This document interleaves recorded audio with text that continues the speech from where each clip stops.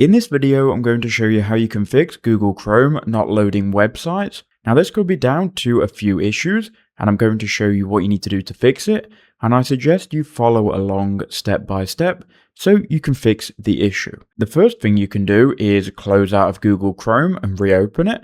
Very obvious, but we want to get this fix out of the way. After you've done that, go to the three dots in the top right hand corner, click on Settings, then go to Privacy and Security, and then click Delete Browsing Data. What you can do here is you can go ahead and delete browsing data such as cache and cookies, which may be giving you issues when you're trying to access a specific website or page. You can delete these for the last 7 days, or what I would recommend you do is delete for all time. So select this, and then go ahead and click Delete Data. Once you've done that, you can then go and check if the website or page is working again.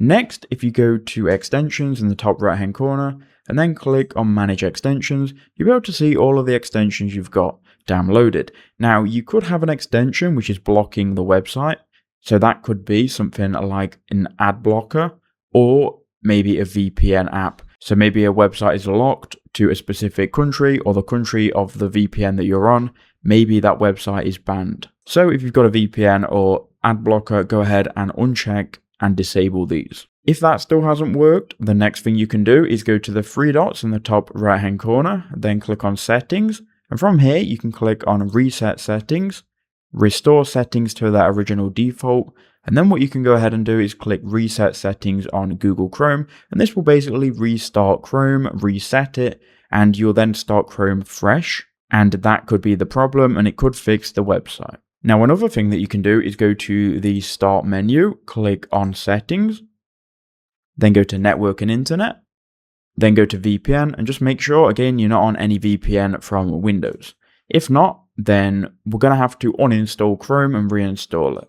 So close out of Chrome, then go to your Start menu, click on Settings, then find Apps, Installed Apps, and then just search here for Google Chrome.